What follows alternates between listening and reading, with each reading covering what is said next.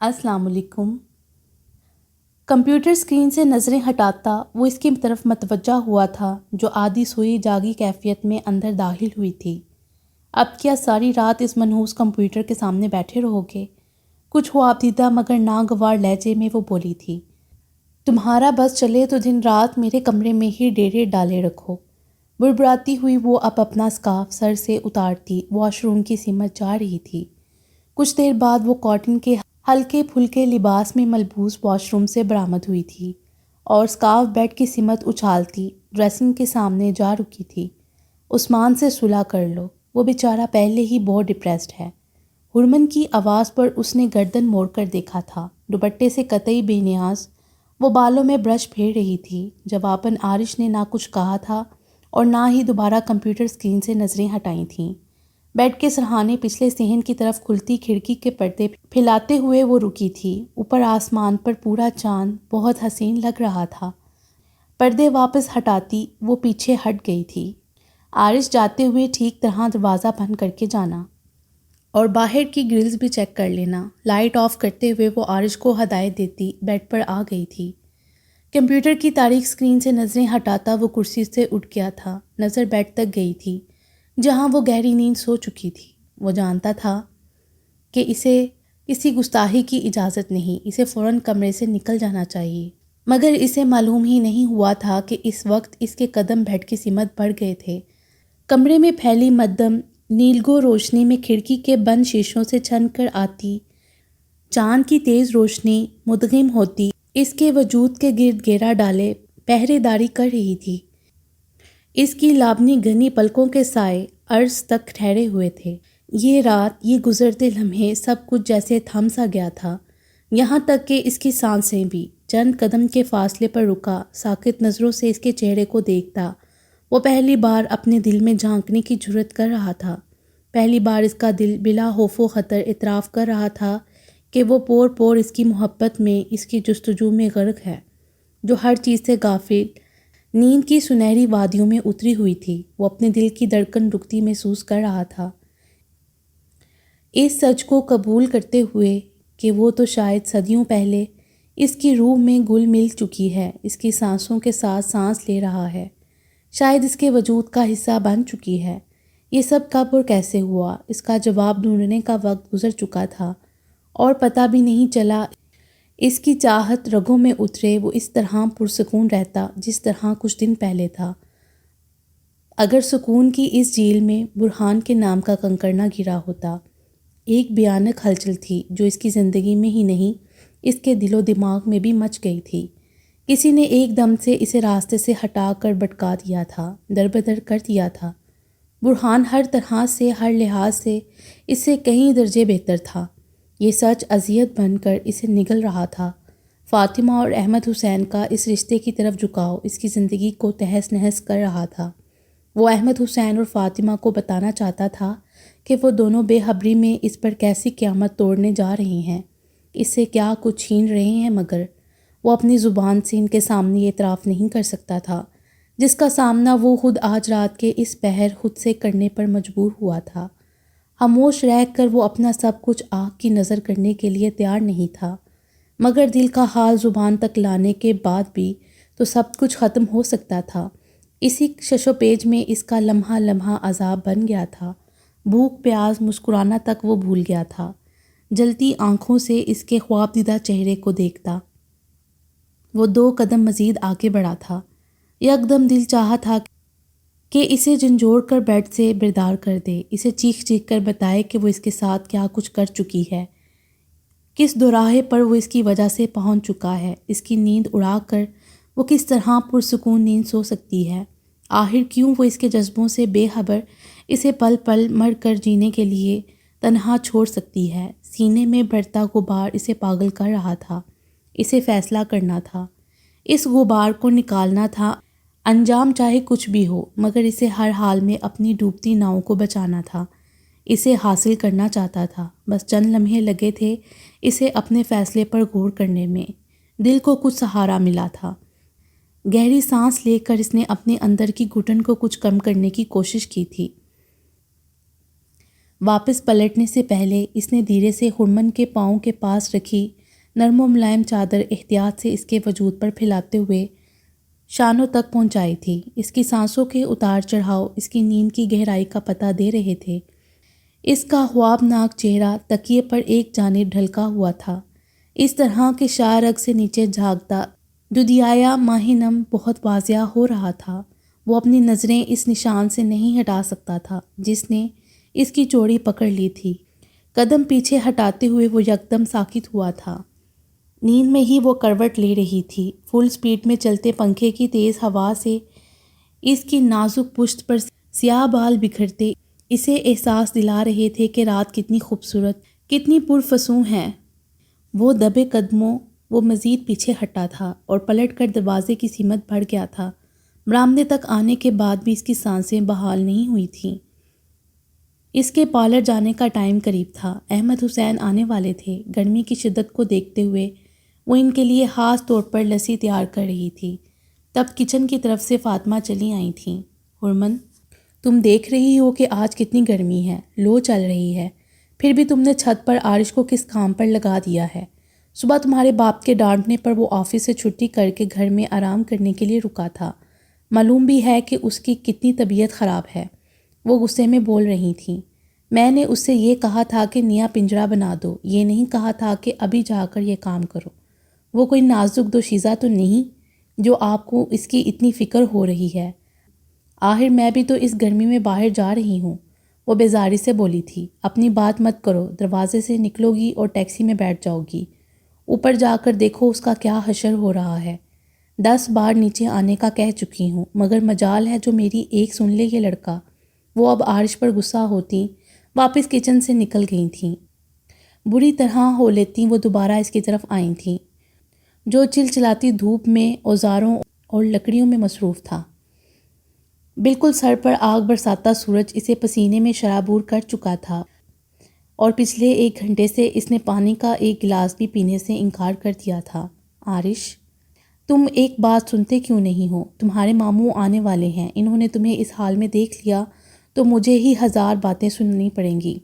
چھوڑو یہ کام، ابھی چلو میرے ساتھ۔ فاطمہ کے غصیلے لہجے پر بھی وہ کان بند کیے کیلیں ٹھوکنے میں مگن رہا تھا۔ تب ہی کال بیل بجی تھی۔ فاطمہ نے اوپر سے ہی گیٹ تک جاتی ہرمن کو ہدایت دی تھی کہ احمد حسین کو فوراً اوپر بھیجیں۔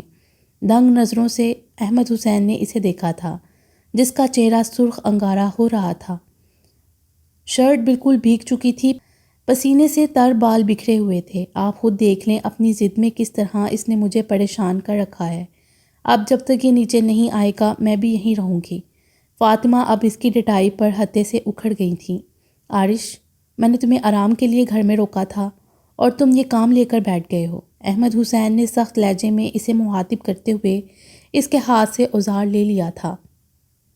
میں گھر میں بور ہو رہا تھا اس لیے یہ کام کرنے اوپر آ گیا۔ ان سے نظریں ملائے بغیر وہ اسپاٹ لہجے میں بولا تھا۔ مجھے کچھ نہیں سننا، تم فوراً نیچے جاؤ۔ اوزار ایک طرف پھینکتے احمد حسین برہم ہوئے تھے جس پر وہ کسی بھی جانب دیکھے بغیر تیزی سے سیڑھیوں کی جانب بڑھ گیا تھا۔ کیا ہوتا جا رہا ہے اسے؟ یہ ایسے تو کبھی نہیں کرتا۔ فاطمہ بہت فکر مند ہو کر بولی تھیں۔ یہ سب تمہاری بحث کا نتیجہ ہے۔ برہان کے لیے اس نے جو کچھ کہا اس پر غور کرنے کی بجائے تم نے کس طرح اسے خاموش کروا دیا تھا۔ بگڑے لہجے میں احمد حسین بولے تھے جبکہ فاطمہ کچھ بول نہیں سکی تھیں۔ برآمدے کی طرف آتے ہوئے عارش نے بس ایک نظر اسے دیکھا تھا۔ آف وائٹ لباس میں ہم رنگ ہی نیٹ کا سکارف چہرے کے گرد نفاست سے سجائے وہ اس کے جلتے وجود کے لیے ٹھنڈی پھوار ثابت ہوئی تھی۔ میرے فرشتوں کی توبہ جو آئندہ تمہیں کوئی کام کرنے کا کہوں۔ گرکتے ہوئے وہ اسے گھورتی رہی جو رکے بغیر اپنے کمرے کی سمت جا رہا تھا۔ دستک دے کر احمد حسین کمرے میں داخل ہوئے۔ وہ جو تکیے میں چہرہ چھپائے سینے کے بل لیٹا ہوا تھا فوراً اٹھ بیٹھا تھا۔ رات میں مجھے تم سے بات کرنی ہے۔ اگر ابھی وقت ہوتا تو ابھی بات کرتا۔ تم اب اٹھ کر پہلے اپنا حلیہ درست کرو ورنہ تم مزید میرے غصے کو ہی ہوا دو گے۔ سنجیدگی سے بولتے ہوئے وہ بغور اس کے بے تاثر چہرے کو دیکھ رہے تھے جو نظریں نہیں ملا رہا تھا مگر بیڈ سے اٹھ گیا تھا۔ تب ہی ہرمن لسی سے بڑے گلاس ٹرے میں سجائے آ پہنچی تھیں۔ جلدی آ جاؤ، ٹھنڈی لسی تمہارے دماغ کی ساری گرمی ختم کر دے گی۔ واش روم میں بند ہوتے عارش کو آواز لگاتے وہ احمد حسین کی طرف متوجہ ہوئی تھی اور اگلے ہی پل ان کی تنبیہی نظروں پر دھیرے سے ہنسی تھی۔ ٹی وی اسکرین سے نظریں ہٹا کر انہوں نے کچھ فاصلے پر بیٹھی عروسہ کو دیکھا تھا۔ 2 دن سے بیلا کی طبیعت خراب ہے، آپ نے غلطی سے بھی اس کی خیریت دریافت نہیں کی ہے، شکایتی لہجے میں وہ بولی تھیں۔ میرے پوچھنے سے کیا ہوگا؟ اس سے کہو دوائیاں وقت پر لے، روکھے لہجے میں بولتے وہ ٹی وی کی جانب دیکھ رہے تھے۔ فاروق، آپ اس کے لیے حد سے زیادہ کٹھور ہوتے جا رہے ہیں، دعاؤں سے زیادہ اسے آپ کی توجہ کی، آپ کی شفقت کی ضرورت ہے، عروسہ شدید تعصب سے بولی تھیں۔ جواباً فاروق نے بس ایک نگاہ انہیں دیکھا تھا۔ ہمیشہ آپ نے اپنے اور اس کے درمیان فاصلہ رکھا ہے، جو رسمی سا تعلق تھا آپ نے وہ بھی ختم کر دیا ہے۔ وہ اگر کچھ کہتی نہیں ہیں تو اس کا مطلب یہ نہیں کہ وہ محسوس بھی نہیں کرتی۔ آپ اس کے سامنے اپنے بچوں پر محبت نچھاور کرتے ہیں، ان کی فکر رکھتے ہیں، مگر اس کے لیے آپ کے پاس 2 لفظ بھی نہیں ہوتے۔ میں اور کتنی بار یہ سب باتیں دہراؤں، آپ یہ کیوں نہیں سوچتے کہ وہ آپ کی ایک ہی بہن ہے؟ میرے لیے وہ میری پہلی اولاد ہے، مگر تم مجھے یہ مت بتاؤ کہ میں نے اس کے ساتھ کیسا رویہ اپنا رکھا ہے۔ میں جانتا ہوں کہ میں نے بھائی ہونے کا حق ادا نہیں کیا، اس کی نظروں میں کوئی عزت نہیں ہے میری، مگر تم بھی یہ مت بھولو کہ وہ اول درجے کی نافرمان ہے۔ وہ انتہائی ناگوار لہجے میں بولے تھے۔ اگر تمہیں لگتا ہے کہ میرے دل میں اس کے لیے محبت نہیں تو تم یہی سمجھو، اسے اپنی منمانی کرنی ہے تو مجھ سے رسمی تعلق بھی رکھنے کی ضرورت نہیں۔ میری محبت، میری توجہ میرے بچوں کے لیے ہے، کیونکہ وہ میرے فرما بردار ہیں، میری بات کو سمجھتے ہیں، میرے حکم کے خلاف نہیں جاتے، جبکہ وہ اس قابل نہیں ہے کہ… بگڑتے لہجے میں وہ یکدم رکے تھے۔ ان کی نظروں کے تعاقب میں عروسہ نے گردن موڑ کر دیکھا تھا۔ اپنی جگہ پر رکی بیلا کے اسپاٹ چہرے نے عروسہ کو بوکھلا کر رکھ دیا تھا۔ تم کیوں بیڈ سے اٹھیں؟ مجھے آواز دے دی ہوتی۔ عروسہ صوفے سے اٹھ کھڑی ہوئی تھی۔ میں آپ کو بتانا بھول گئی تھی، ہرمن کہہ رہی تھی کہ کل وہ کچھ دیر سے پارلر آئے گی۔ مدھم لہجے میں اطلاع دے کر وہ رکی نہیں تھی۔ ایک نظر عروسہ نے انہیں دیکھا تھا جو ٹی وی کی سمت متوجہ تھے۔ پتہ نہیں وہم تھا، عروسہ کو ان کے چہرے کے رنگ نہیں تاثرات بھی بدلتے ہوئے دکھائی دیے تھے۔ بائک کی محسوس آواز پر وہ صحن عبور کرتی گیٹ تک پہنچی تھی۔ تم نے طے کر لیا ہے شاید کہ بابا سے آج لازمی ڈانٹ کھانی ہے۔ اسے اندر آنے کا راستہ دیتی وہ ناگواری سے بولی تھی۔ میں نے اکیڈمی جانے کے لیے ماموں جان سے اجازت لی تھی۔ اس کی جانب دیکھے بغیر وہ بولا تھا۔ مامی اور ماموں جان کہاں ہیں؟ غیر معمولی خاموشی محسوس کرتے ہوئے وہ برآمدے میں رک کر ہرمن سے پوچھ رہا تھا۔ دونوں کچھ دیر پہلے عثمان کے گھر گئے ہیں۔ ان کی اطلاع نے عارش کو بری طرح چونکایا تھا۔ عارش، رکو ذرا۔ وہ خاموشی سے اس کے سامنے سے ہٹ گیا تھا جب اس کی آواز نے قدم روکے تھے۔ اگر تم امی اور بابا کے سامنے مخالفت نہ کرتے تو یہ کام میں کرتی۔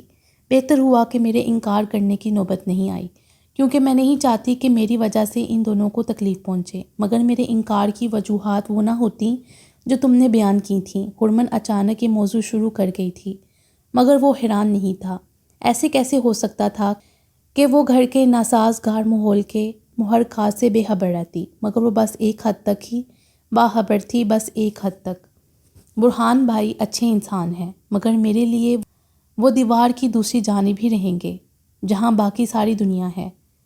اس دیوار کو پار کرنے کی اجازت میں کبھی کسی کو نہیں دے سکتی۔ امی اور بابا کے لیے یہ قبول کرنا مشکل ہوگا، مگر یہ سچ ہے۔ دیوار کے اس جانب میں ان دونوں کے ساتھ بہت پرسکون اور خوش ہوں۔ اس کے خاموش ہونے پر وہ جو خالی نظروں سے اسے دیکھ رہا تھا، جب بولنے کے قابل ہوا تو اسے اپنی آواز کسی کھائی سے برآمد ہوتی سنائی دی تھی۔ میں کس جانب ہوں؟ اس کے سوال پر وہ بس ایک پل کے لیے حیران ہوئی تھی۔ فکر مت کرو، تم دیوار کے اسی جانب ہو اور ایک عرصے سے ہم سب کے سروں پر مسلط بھی ہو، تمہیں یاد ہونا چاہیے۔ حشمگیر نظروں سے اسے دیکھتی وہ جاتے جاتے رکی تھی۔ اگر تمہیں بھوک لگی ہے تو امی کے آنے تک صبر کر لو، کیونکہ میں کلینزنگ کر رہی ہوں، کچن میں قدم بھی نہیں رکھوں گی۔ صاف گوئی سے اسے جتلاتی وہ آگے بڑھ گئی تھی۔ چند لمحوں تک وہ اپنی جگہ رکا اسے دیکھتا رہا تھا، مگر پھر اس کے آنکھوں سے اوجھل ہوتے ہی گہری سانس لیتا تھکے تھکے انداز میں اپنے کمرے کی سمت بڑھ گیا تھا۔ ہرمن کے جواب نے اسے اسی خوش فہمی میں مبتلا نہیں کیا تھا۔ آج اسے احمد حسین کا سامنا کرنا تھا، یہ موقع وہ خود اسے دے رہے تھے۔ وہ نہیں جانتا تھا کہ اس کٹھن مرحلے میں وہ کیسے گزر سکے گا؟ یہ خوف بھی پناہ تھا کہ جانے احمد حسین اس کے بارے میں کیا سوچیں۔ وہ ان کے اتنے قریب تھا کہ اب کسی قیمت پر ان سے دور نہیں ہو سکتا تھا۔ وہ ان کی دل آزاری کا سبب نہیں بننا چاہتا تھا۔ ان کی نظروں میں اپنا مقام کھو کر وہ اس زمین میں بھی نہیں سما سکتا تھا جہاں اسے احمد حسین کا سامنا کرنا پرسرات لگ رہا تھا۔ وہیں دل کو یہ یقین بھی تھا کہ وہ اس کی بات کو، اس کے جذبات کو سمجھیں گے۔ اسی کشمکش اور ذہنی دباؤ کو کم کرنے کے لیے وہ اکیڈمی چلا گیا تھا، مگر طبیعت وہاں بھی بالکل اور مضطرب رہی تھی۔ اسٹڈی ٹیبل کے گرد بیٹھا وہ اس وقت بھی اپنی کتابوں پر توجہ سمیٹے رکھنے کی کوشش کر رہا تھا جب احمد حسین کی آمد ہو گئی تھی۔ تمہیں کچھ دیر کے لیے کتابیں بند کرنی ہوں گی، کوئی مسئلہ تو نہیں؟ ان کے ہلکے پھلکے سوالیہ لہجے پر عارش نے اپنی کرسی انہیں پیش کی تھی۔ نہیں، میں تو انتظار ہی کر رہا تھا کہ آپ کب میرے کان کھینچنے آئیں گے۔ ہلکی سی مسکراہٹ کے ساتھ عارش نے انہیں دیکھا تھا جو کرسی پر بیٹھ رہے تھے، جبکہ وہ خود بھی ان کے سامنے بیٹھ کے کنارے پر براجمان ہو گیا تھا۔ تمہاری طبیعت اب کیسی ہے؟ آج آپ نے اتنا آرام کروایا ہے، کیسی طبیعت ٹھیک نہیں ہوتی؟ وہ فوراً بولا تھا۔ معلوم ہے مجھے تم نے کتنا آرام کیا ہے، تمہارے چہرے سے ہی اندازہ ہو رہا ہے کہ تم کتنے بہتر ہو۔ یہ سب تمہاری دن رات کی بھاگ دوڑ کا نتیجہ ہے، اپنی صحت کے دشمن بن گئے ہو تم۔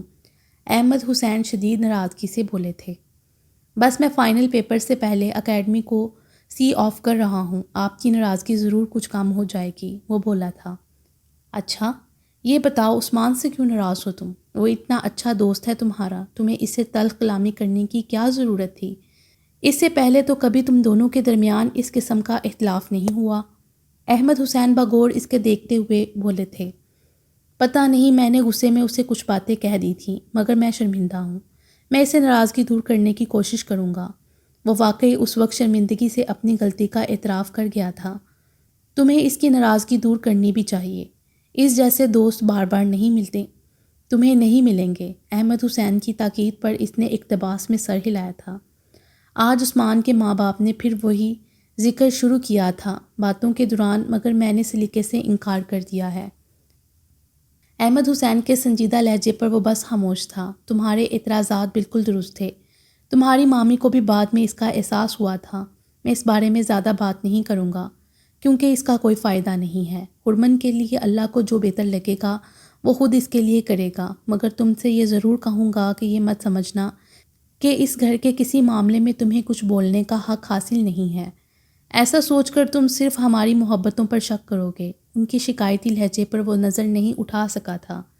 اب تم مجھے بتاؤ کہ تم کیوں مستقل پریشان اور الجھے دکھائی دے رہے ہو؟ تم جانتے ہو کہ تمہیں بے سکون دیکھ کر میں کس طرح سکون سے رہ سکتا ہوں۔ میں انتظار ہی کرتا رہا کہ تم مجھ سے اپنی پریشانی کا تذکرہ کرو گے، جسے میں تمہارے چہرے سے پڑھ سکتا ہوں۔ تم نے کبھی مجھ سے اپنی کوئی پریشانی نہیں چھپائی، تو اب ایسا کیوں کر رہے ہو؟ تم بلا جھجک مجھے اپنے دل کی بات بتاؤ۔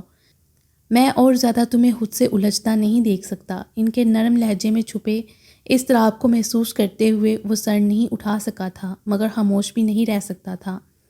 آپ جانتے ہیں کہ میں آپ سے کچھ نہیں چھپا سکتا اور نہ ہی ایسا کروں گا۔ ہمت مجتمع کرتے ہوئے وہ ایک پل کے لیے رکا تھا۔ عارش، تمہیں جو کہنا ہے کہہ دو، میں سن رہا ہوں۔ اس کے تذبذب کو بھانپتے ہی وہ پھر نرم لہجے میں بولے تھے۔ ماموں جان، میں نہیں جانتا کہ میرا سب کچھ کہہ دینے کے بعد آپ کے دل میں میرے لیے محبت رہے گی بھی یا نہیں، مگر میں اب سب کچھ خود تک محدود نہیں رکھ سکتا۔ اگر میں ایسا کروں گا تو مجھے خوف ہے کہ کہیں میری ساری زندگی پچھتاوے کی نظر نہ ہو جائے۔ ان کی جانب دیکھے بغیر بولتے ہوئے وہ پھر ایک لمحے کے لیے رکا تھا اور دوسرے ہی لمحے نظر اٹھا کر ان کی جانب دیکھا تھا۔ اگر میں آپ سے وہ سب مانگ لوں جو آپ کے لیے ساری دنیا سے بڑھ کر قیمتی ہے، تو کیا زندگی کے کسی حصے میں آپ وہ سب مجھے سونپ سکتے ہیں؟ ہلکی سی لرزش اس کے لہجے میں موجود تھی۔ احمد حسین الجھی نظروں سے بس اسے دیکھ رہے تھے، جو گھٹنوں کے بل ان کے سامنے آن بیٹھا تھا اور ان کا ہاتھ اپنے ہاتھ میں تھام لیا تھا۔ میں جانتا ہوں کہ اس وقت جو میں آپ سے مانگ رہا ہوں وہ میری حیثیت سے بہت بڑھ کر ہے، میں اس کے قابل نہیں ہوں، مگر ایسا بھی نہیں ہے کہ کبھی اس کے قابل بھی نہیں ہو سکتا۔ اپنے ہاتھوں میں موجود ان کے ہاتھ پر نظر جمائے وہ بولتا جا رہا تھا۔ اللہ نے اس کی محبت آپ کے دل میں ڈالی تھی، اس پر آپ کا کوئی اختیار نہیں تھا۔ آپ جیسی پاکیزہ محبت کے جذبوں کا دعویٰ کرنے کا اہل میں خود کو نہیں سمجھتا، مگر پھر بھی میں یہ کہنا چاہتا ہوں کہ اپنے دل پر اب میرا بھی کوئی اختیار نہیں رہا ہے۔ آپ اس سے دستبردار نہیں ہو سکتے تھے۔ دنیا کی کوئی طاقت آپ کو اس کام کے لیے مجبور نہیں کر سکتی تھی، مگر میں مجبور کر رہا ہوں، طلب کر رہا ہوں آپ سے، وہ جس کے لیے میرا دل مجھے مجبور کر رہا ہے۔ ساکت نظروں سے احمد حسین اسے دیکھ رہے تھے، جو لرزتے لہجے میں بولتا سر نہیں اٹھا سکا تھا۔ میں آپ کی محبت کا مقابلہ نہیں کر سکتا۔ میری محبت تو صرف ابھی عقیدت تک پہنچی ہے، اور عقیدت کے بغیر تو محبت ہی نہیں ہوتی۔ آپ مجھے معاف کر دیں۔ میں نے آپ کی قیمتی متاع کی جانب نگاہ اٹھائی ہے، لیکن اللہ جانتا ہے کہ اس نگاہ میں عقیدت ہے، وہی عقیدت جو میرے دل میں آپ کے لیے ہے، مامی کے لیے ہے۔ میں آپ سب سے الگ نہیں ہو سکتا، میں ہمیشہ آپ سب کے قریب رہنا چاہتا ہوں، مگر میں یہ بھول گیا تھا کہ وہ ہمیشہ اس گھر میں ہم سب کے قریب نہیں رہ سکتی، اور جب اس حقیقت کا اندازہ ہوا تو مجھ پر یہ انکشاف ہوا کہ بات ادھوری چھوڑ کر عارش نے سر اٹھا کر ان کے چہرے کو دیکھا۔ ماموں جان، میں اپنی ساری زندگی صبر کرتے ہوئے نہیں گزار سکتا۔ میرے پاس آپ جیسا ظرف، آپ جیسا حوصلہ نہیں ہے۔ مدھم لہجے میں بولتے ہوئے وہ انہیں دیکھ رہا تھا، جو کسی گہری سوچ میں مبتلا اس کی جانب نہیں دیکھ رہے تھے۔ ان کی گہری خاموشی نے عارش کو خوف میں مبتلا کیا تھا۔ آپ کو میری اس جرأت پر غصہ ہے تو مجھے برا کہیں، مگر اس طرح خاموش نہ رہیں۔ میں نے آپ کو تکلیف پہنچائی ہے تو مجھے بتائیں۔ اس کے خوفزدہ لرزتے لہجے پر احمد حسین نے دنگ نظروں سے اس کی کشادہ آنکھوں میں پھیلتی نمی کو دیکھا تھا۔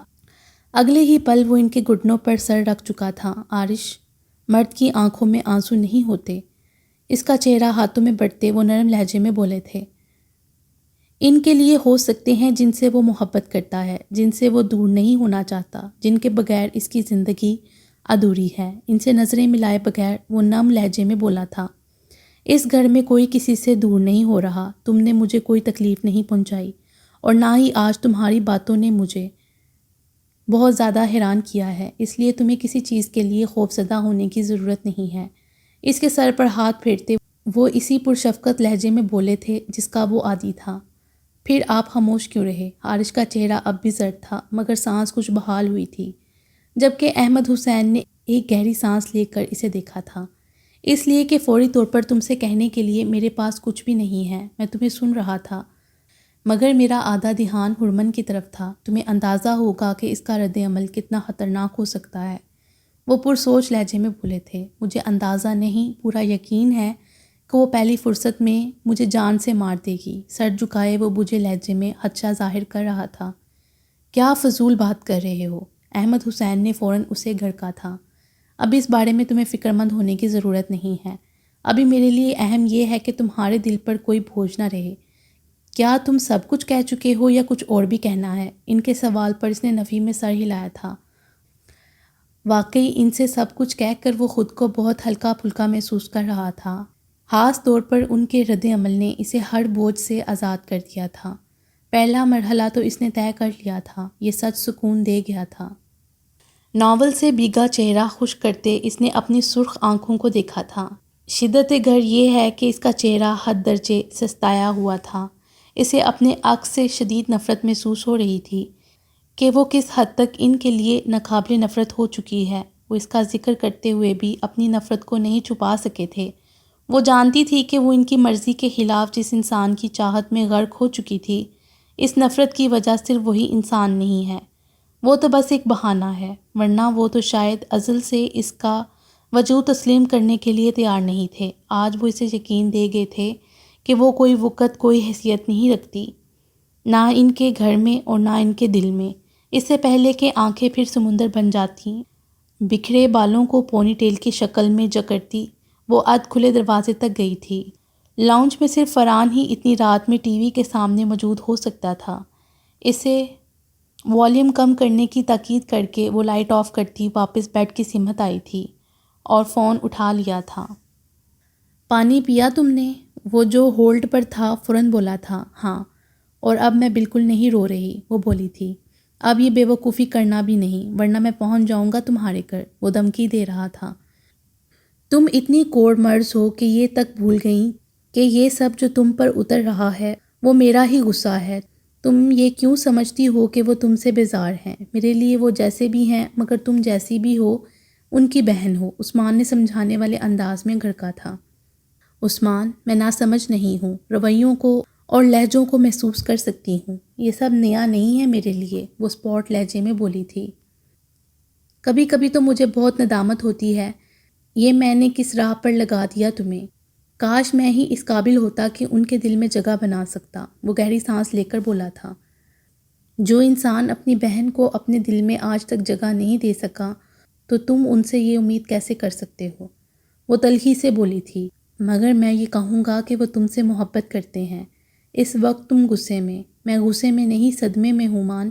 مجھے ان سے کبھی کچھ نہیں چاہیے تھا کیونکہ مجھے جو چاہیے وہ مجھے ان سے نہ پہلے کبھی ملا ہے نہ آئندہ کے لیے کوئی امید باقی رہی ہے. صدمہ تو صرف اس حقیقت کا ہے کہ وہ میری پشت پر بھی میرے لیے زہر اگلتے ہیں. وہ شدید اذیت سے بولی تھی. کیا قصور ہے میرا؟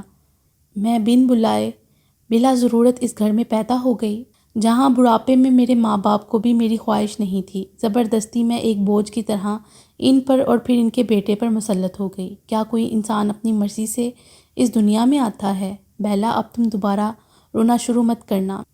میں جانتا ہوں تمہیں کتھارس کی ضرورت ہے مگر وہ تم میرے سامنے بیٹھ کر کرنا، لیکن اس فون پر تم مجھے سولی پر مت چڑھاؤ.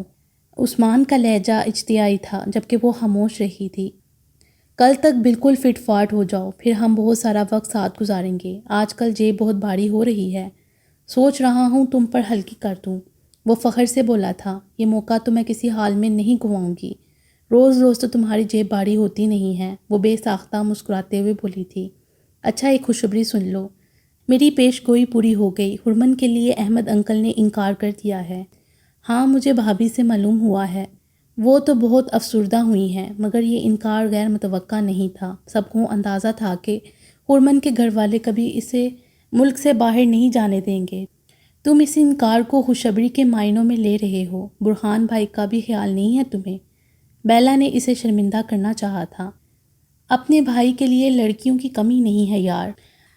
مگر میں عارش کو تڑپتے گرتے اور پٹ سے مرتے ہوئے نہیں دیکھ سکتا تھا. ویسے معصوف بڑے کایا قسم کے چھپے رستم ہیں. اندازہ ہو گیا تھا تمہیں؟ عثمان کے کہنے پر وہ دھیرے سے ہنسی تھی. ہرمن کو لے کر مجھے کچھ شک تو تھا عارش پر. مجھے حیرت ہے کہ تم جیسے بیسٹ فرینڈ سے اس نے اپنی فیلنگز شیئر نہیں کی. بیلا نے حیرانگی سے کہا تھا. مگر دیکھ لو، اس بیسٹ فرینڈ نے اسے مجبور کر دیا ہے سب کچھ اگلنے پر. میں نے تو جان بوجھ کر اجلت مچائی تھی گھر میں، سب کو اکسایا تاکہ جلدی سے رشتہ لے کر جائیں. وہ ہنستے ہوئے بتا رہا تھا. ٹھیک ہی ناراض ہے تم سے عارش. جب تم سب کچھ سمجھتے تھے تو اس کے ساتھ کیوں یہ سب کیا؟ بیلا نے حشم گیر لہجے میں کہا تھا. اگر میں ایسا نہ کرتا تو وہ حال دل سینے میں ہی چھپائے دنیا سے کوچ کر جاتا. تمہیں نہیں پتہ کس طرح جان جاتی ہے اس کی استانی کے سامنے. مگر اب تو منہ کھولنا ہی پڑے گا. وہ اطمینان سے بولا تھا. اب تم کسی بات کا ذکر غلطی سے بھی ہرمن سے نہ کر دینا. عثمان نے تنبیہ کی تھی. فکر مت کرو، میں اتنی بے وقوف نہیں ہوں کہ اسے ڈسٹرب کر دوں. یہ کام تو عارش نے کرنا ہے. وہ مسکراتے ہوئے بولی تھی. تب ہی وہ کچھ چونکی تھی. باہر سے اسے فاروق کی آواز سنائی دی تھی جو یقیناً فرحان کو ٹی وی بند کرنے کی ہدایت دے رہے تھے. ہاں، میں تم سے بعد میں بات کرتی ہوں. ہاں، میں جانتا ہوں کہ سیل فون کے بعد تم اب خود کو ڈیمیج نہیں کروانا چاہو گی. عثمان بھی سمجھ گیا تھا. ایک پل کو رک کر اس نے دروازے پر ابھرتے سائے کو دیکھا تھا اور اگلے ہی پل وہ تکیے پر سر رکھتی آنکھیں بند کر چکی تھی. اسے اندازہ تھا کہ وہ اگر اس طرف آ رہے ہیں تو ضرور عروسہ کے کہنے پر، جبکہ وہ بالکل بھی ان کا سامنا کرنا نہیں چاہتی تھی. جو کچھ وہ ان سے اپنے بارے میں سن چکی تھی اس کے بعد ان کا کوئی لفظ اس اذیت کو زائل نہیں کر سکتا تھا. چند لمحوں بعد اس کے دروازے پر ہوتی دستک سنی تھی. کمرے میں داخل ہو کر فاروق نے اسے پکارا بھی تھا. انہیں اندازہ تھا کہ وہ سو چکی ہے مگر وہ واپس نہیں جا سکتے تھے. سائڈ ٹیبل پر موجود لیمپ آن کر کے فاروق اس کی طرف متوجہ ہوئے تھے. بخار نے بالکل اسے نچوڑ کر رکھ دیا تھا. بہت نڈال اور کمزور ہو چکی تھی وہ. دھیرے سے اس کی پیشانی کو چھو کر انہوں نے بخار کی شدت کو جانچا تھا۔ اس کے سر پر ہاتھ پھیرنے سے وہ خود کو روک نہیں سکے تھے، حالانکہ یہ کام انہوں نے پہلے بھی نہیں کیا تھا۔ اگر وہ بیدار ہوتی تو کبھی اس شفقت کا مظاہرہ وہ اس وقت بھی نہیں کر سکتے تھے۔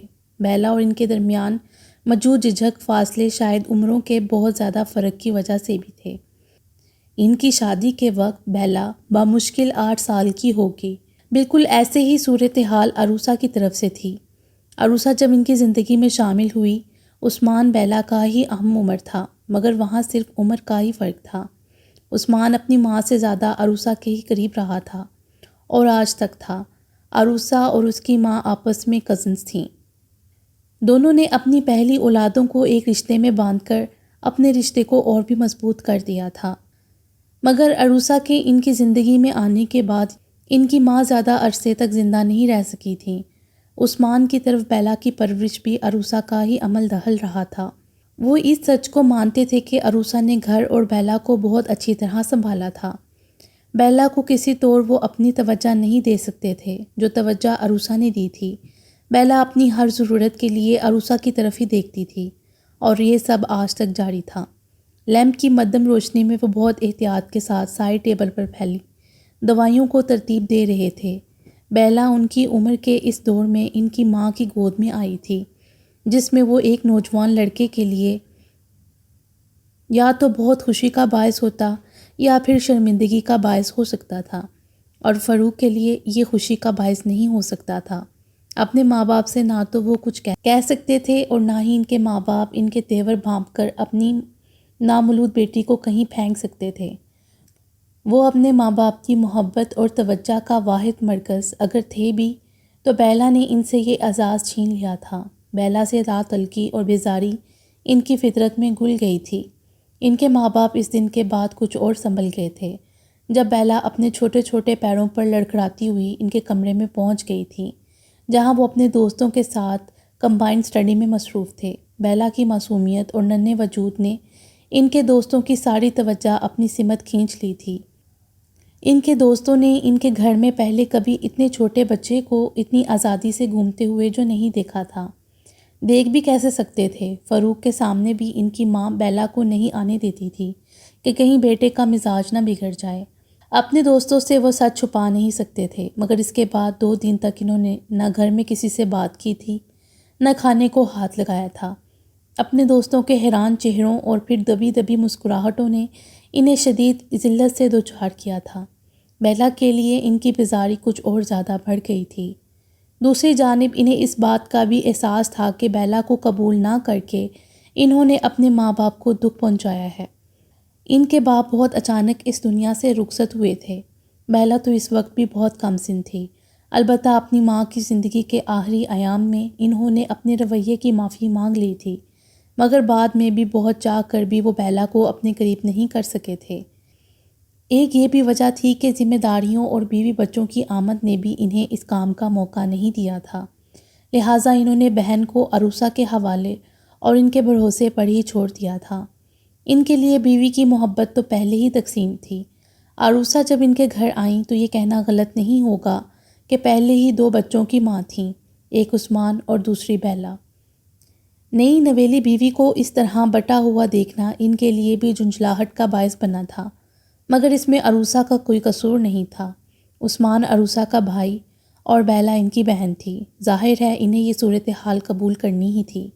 بیلا کے ساتھ ان کی لا تعلقی کو عروسہ بھی محسوس کرتی تھی، اکثر سمجھاتی بھی تھی، مگر اب اس خلا کو پر کرنا ناممکن ہو گیا تھا۔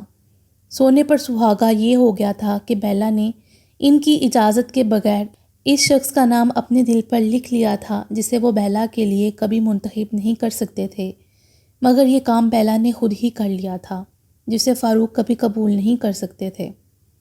کمبل اس پر پھیلا کر انہوں نے ٹیبل لیمپ آف کیا تھا اور پھر دروازے کی سمت بڑھ گئے تھے، اس بات سے بے خبر کہ وہ تکیہ اپنے آنسوں سے بھگونا شروع کر چکی ہے۔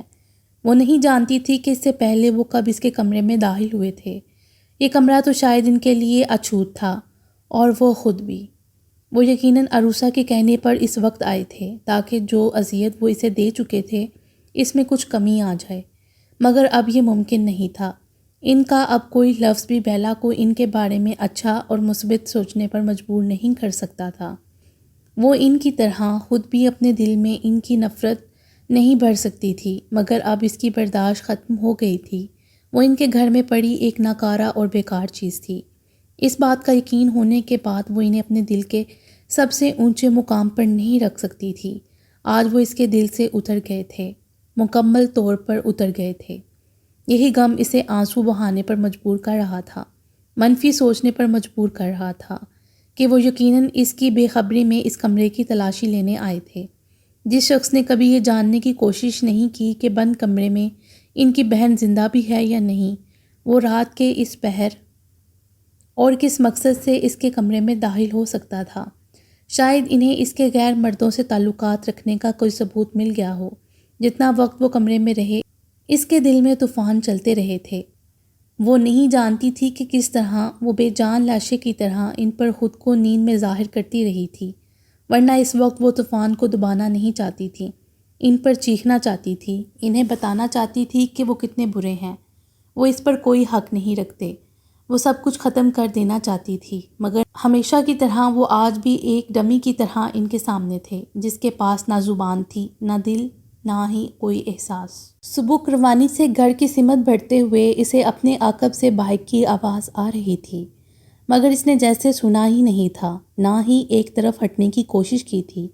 بس ایک نظر اسے دیکھا تھا جو کھولتی نگاہ اس کے مسکراتے چہرے پر ڈالتا تیزی سے بائک برابر سے نکال لے گیا تھا۔ راستے میں آنے کی عادت نہیں جائے گی تمہاری۔ بائک سے اترتے ہوئے عثمان جتلانا نہیں بھولا تھا، تم جانتے ہو راستے میں کون آیا ہے؟ ایک پل کے لیے رک کر عارش نے سنجیدگی سے کہا تھا، اور پھر رکا نہیں تھا، بلکہ اس کی پشت کو دیکھتے ہوئے عثمان کچھ نادم ہوا تھا۔ آج وہ کچھ زیادہ ہی غلط کر گیا تھا عارش کے ساتھ۔ جمعے کے دن عارش کا آفس آف ہوتا تھا، دونوں ساتھ ہی جمعے کی نماز کے لیے جاتے تھے، مگر پچھلے جمعے کی طرح آج بھی وہ عارش کا انتظار کیے بغیر گھر سے نکل گیا تھا۔ گیٹ کھلا ہوا ہی تھا، برآمدے میں ہی فاطمہ قرآن پڑھنے میں مصروف تھیں۔ بس ایک نظر انہوں نے عارش کو دیکھا تھا جو ان کی سمت ہی آ رہا تھا۔ تخت کے کنارے بیٹھتے ہوئے اس نے اخبار اٹھا لیا تھا، اسے بس فاطمہ کے فارغ ہونے کا انتظار تھا۔ ان کی بہت زیادہ خاموشی اور سنجیدگی اب اس کی برداشت سے تجاوز کر رہی تھی۔ وہ یقین سے نہیں کہہ سکتا تھا کہ فاطمہ اس سے ناراض ہے یا پھر عثمان کے ماں باپ کو انکار کرنے کا افسوس ہے۔ یہ بھی ہو سکتا تھا کہ وہ پریشان ہوں۔ احمد حسین یقیناً اپنی اور اس کی گفتگو سے انہیں اب تک آگاہ کر چکے ہوں گے۔ اس وقت وہ ان سے کھل کر بات کرنا چاہتا تھا۔ اس گفتگو کے بارے میں بھی احمد حسین سے بات کرنے کے بعد اس کا اعتماد اس حد تک تو بڑھ چکا تھا کہ اب وہ فاطمہ سے بھی اپنے دل کی خواہش نہ چھپائے۔ بات کرنے کے لیے یہی موقع بہتر تھا کہ حرمن بھی ارد گرد نہیں تھی۔ آج کے دن عارش ہی اسے عروسہ کی طرف ڈراپ کرتا تھا۔ میں تمہارے لیے کھانا گرم کرتی ہوں۔ قرآن ایک طرف رکھتے ہوئے فاطمہ اس سے مخاطب تھیں، جو ان کے متوجہ ہونے کا ہی منتظر تھا۔ مجھے اس وقت صرف آپ سے بات کرنی ہے۔ عارش کے فوراً ہی کہنے پر فاطمہ نے سوالیہ نظروں سے اسے دیکھا تھا۔ مامی، کیا آپ کو اب بھی یہ لگتا ہے کہ میں خرمن کے لیے کچھ برا چاہتا ہوں؟ آپ کی طرح مجھے اس کے مستقبل کی پرواہ نہیں ہے، وہ پوچھ رہا تھا۔ ہمیشہ غلط مت سوچا کرو، میں نے تمہاری مخالفت کرتے وقت واقعی آگے کے بارے میں نہیں سوچا تھا، اور جب سوچا تو تم بالکل اپنی جگہ درست لگے تھے۔ اس کی جانب دیکھے بغیر وہ بولی تھی، پھر میری طرف دیکھ کر سچ سچ بتائیں کہ میں نے کیا غلط کیا ہے۔ آپ کیوں مجھ سے دور دور ہیں، مجھ سے ٹھیک طرح سے بات بھی نہیں کرتی؟ وہ شکایتی لہجے میں بولا تھا۔ میں تم سے ناراض نہیں ہوں عارش، مگر تم نے مجھے حد سے زیادہ پریشان کر دیا ہے۔ میں نے تمہارے لیے ویسا ہرگز نہیں سوچا تھا جیسا تم چاہتے ہو۔ تم آخر ایسا چاہتے ہی کیوں ہو؟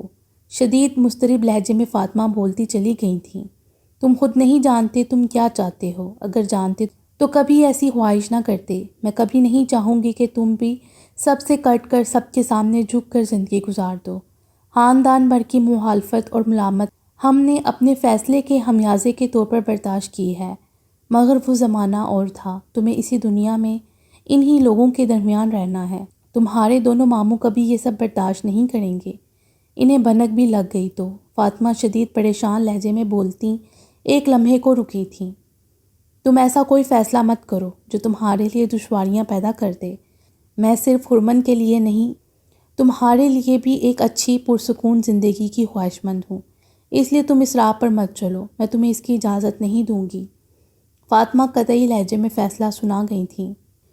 پتہ نہیں کیوں آپ نے خاندان کو ہوا بنا کر سر پر سوار کر رکھا ہے۔ خاندان کی اہمیت اپنی جگہ، مگر یہ میری زندگی ہے اور مجھے اپنی زندگی کے فیصلوں میں کسی خاندان کو شامل رکھنے کی ضرورت نہیں ہے، وہ کچھ بگڑے لہجے میں بولا تھا۔ آپ نے ٹھیک کہا، وہ زمانہ اور تھا جس میں ہر کمان سے نکلے تیر کا نشانہ احمد حسین کی ذات تھی، مگر یہ وہ زمانہ نہیں رہا۔ کسی میں اتنا دم نہیں کہ میرے سامنے اگر مجھ پر انگلی بھی اٹھا سکے۔ میں آج جو کچھ بھی ہوں آپ کی اور ماموں جان کی وجہ سے ہوں۔ بڑے ماموں اور مصطفیٰ ماموں کو میری پرواہ ہے تو اس کا مطلب یہ نہیں کہ میں سانس لینے کے لیے بھی ان کی اجازت لوں گا۔ اگر ان دونوں نے میرا فیصلہ قبول نہیں کیا تو میں ان کی مخالفت کی بھی پرواہ نہیں کروں گا۔ میں انہیں ہرگز اس انداز میں فیس نہیں کروں گا جس طرح ماموں جان نے کیا تھا۔ مجھے لوگوں کو ان کی حد سے اندر رکھنے کا فن آتا ہے۔ میری زندگی کے ہر فیصلے میں آپ اور ماموں جان مداخلت کر سکتے ہیں، مخالفت بھی کر سکتے ہیں، مگر آپ دونوں کے علاوہ اس کام کی اجازت میں کسی کو نہیں دوں گا، وہ بھی اٹل لہجے میں بولا تھا۔ عارش، میں تمہیں یہ سمجھانا چاہ رہی ہوں، اسے سمجھو، مجھے قائل مت کرو۔ تم اپنے دماغ سے وہ سب نکال کیوں نہیں دیتے جو ممکن نہیں؟ اس بار فاطمہ نے کچھ سخت لہجے میں کہا تھا۔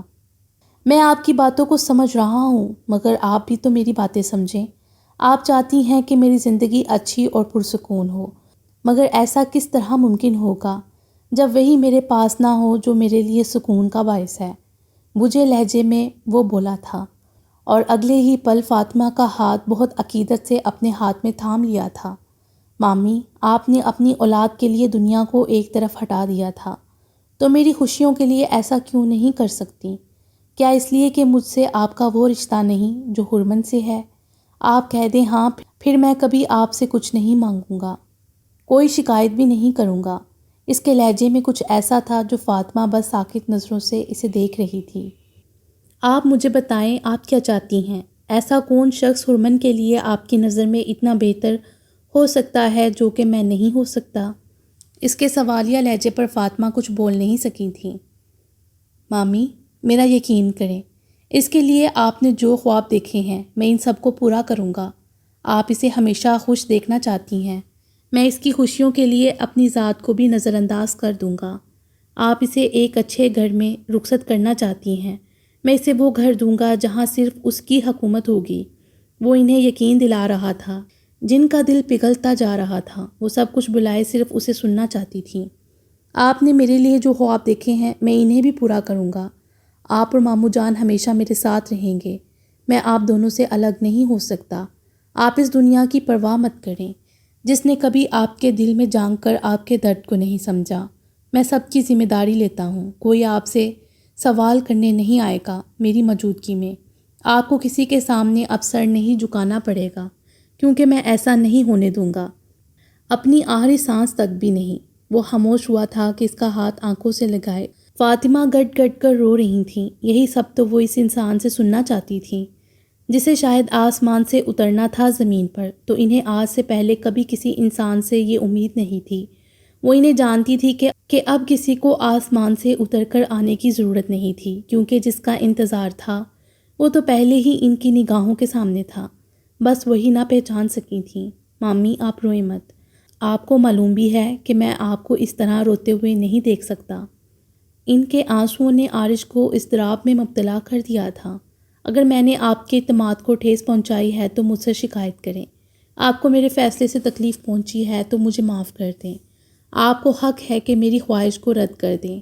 ہرمن کے لیے میں واحد انسان نہیں ہوں، مجھ سے بہتر انسان بھی اسے مل سکتا ہے۔ مجھے آپ کا ہر فیصلہ منظور ہے، ہوگا وہی جو آپ اور ماموں جان چاہتے ہیں۔ میں کبھی آپ دونوں کے خلاف نہیں جاؤں گا، مگر یہ سچ ہے کہ میں اپنی زندگی میں ہرمن کو جو مقام دے چکا ہوں وہ کسی اور کو بھی نہیں دے سکوں گا۔ خاموش ہو کر چند لمحوں تک انہیں دیکھتا رہا، جو بار بار بھیگی آنکھیں خشک کرتی اس کی جانب نہیں دیکھ رہی تھیں۔ آپ جانتی ہیں، ابھی کچھ دن پہلے عثمان نے مجھ سے کہا کہ مجھے راستے میں آنے کی عادت ہے۔ اگر آپ کو بھی ایسا لگتا ہے تو میں ابھی اسی وقت ایک طرف ہٹ جاتا ہوں۔ سر جھکائے وہ مدھم لہجے میں بولا تھا۔ وہ تم سے ناراض ہے اس لیے غصے میں کہہ دیا ہوگا، ورنہ تم جانتے ہو کہ عثمان کو تمہاری کتنی پرواہ ہے۔ اس کے چہرے پر پھیلتی مایوسی فاطمہ سے برداشت نہیں ہوئی تھی، جبکہ عارش نے سر اٹھا کر انہیں دیکھا تھا۔ تم جانتے ہو ہرمن کو اگر بھنک بھی لگ گئی تو وہ قیامت اٹھا دے گی، اور مجھے صرف تمہاری فکر ہے۔ ہرمن کے رد عمل کو تصور میں لاتے ہوئے فاطمہ کی پریشانی بڑھی تھی۔ وہ قیامت اٹھائے یا طوفان لائے، آپ اور ماموں جان اگر میرے ساتھ ہیں تو میں اس کا بھی سامنا کر لوں گا۔ اس کے جواب پر فاطمہ نے اسے دیکھا تھا جس کی آنکھوں میں آس اور امید کی قندیلیں روشن تھیں، چہرے پر ایسی معصومیت اور مظلومیت اس نے سجا رکھی تھی جو فاطمہ کو بالکل ہی زیرو کرنے کے لیے کافی تھی۔ اس لیے تم سے بات نہیں کرنا چاہ رہی تھی کیونکہ مجھے معلوم تھا کہ تم اپنی بات منوا کر ہی دم لوگے۔ تمہارے ماموں بالکل ٹھیک کہتے ہیں، تم ہرمن سے کسی بھی طرح کم نہیں ہو۔ تم دونوں نے ہماری ناک میں دم کر کے قسم کھا رکھی ہے۔ فاطمہ کو یکدم اس پر بہت غصہ آیا تھا، ساتھ ہی ساتھ وہ ہرمن کو بھی لپیٹ گئی تھیں۔ ارے درمیان میں کیوں لا رہی ہیں؟ اسے تو کچھ خبر بھی نہیں ہے۔ مسکراہٹ چھپاتے ہوئے عارش نے درمیان میں انہیں روکا تھا۔ جب اسے خبر ہوگی تب تمہیں پتہ چلے گا۔ میرے پاس اگر تم اس کی شکایت لے کر آئے تو سب سے پہلے میں تمہارا حشر بگاڑ دوں گی۔ فاطمہ کے مزید برسنے پر اس نے خاموش رہنا ہی غنیمت سمجھا تھا۔ گھر میں اس قدر بڑھ گیا تھا کہ اس کی نیند ٹوٹ گئی تھی۔ کچھ دیر تک وہ پیاس سے غافل ہونے کی کوشش کرتا رہا مگر ناکامی ہوئی تھی۔ فاطمہ اس کے کمرے میں پانی رکھنا بھول گئی تھیں، لہٰذا خود اسے اٹھنا ہی پڑا تھا۔ کمرے سے باہر آتا وہ ایک پل کو ٹھٹکا تھا، مگر اسے حیرت نہیں ہوئی تھی کہ ہرمن کے علاوہ اتنی رات میں اور کوئی دوسری مخلوق گھر میں گھومتی نظر نہیں آ سکتی تھی۔ نیند سے بوجھل آنکھیں بمشکل پوری کھولے وہ خاموشی سے کچن کی سمت بڑھ جانا چاہتا تھا، مگر قدم خود بخود اس کے قریب رک گئے تھے، جو گرلز میں انگلیاں پھنسائے روشن آسمان کو تک رہی تھی۔ عارش کی موجودگی نے اس کے انہماک میں خلل نہیں ڈالا تھا۔ چاند کی تیز روشنی سیدھی اس کے چہرے سے ٹکرا رہی تھی، مگر اس کے باوجود بھی ایک عجیب سی چمک اس کے نقوش میں پھیلی ہوئی تھی جس نے عارش کو چونکا دیا تھا۔ تب بھی اس کی سیاہ آنکھوں نے حرکت کی تھی، وہ سانس لینا بھول گیا تھا۔ تم اس وقت کمرے سے باہر؟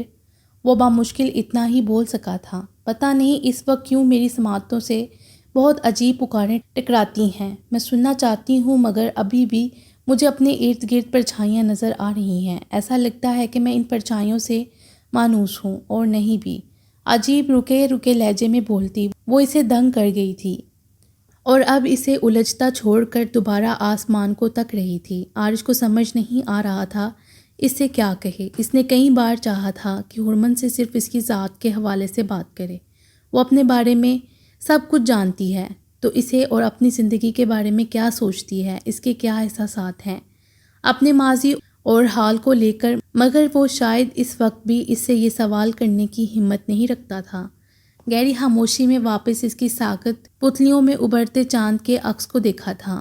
تمہیں کبھی زندگی بوجھ محسوس ہوئی ہے؟ کبھی قید محسوس ہوئی ہے؟ یہ دنیا، یہاں سے بھاگ جانے کا دل چاہتا ہے۔ یک ٹک آسمان تکتی وہ شاید اس سے سوال کر رہی تھی۔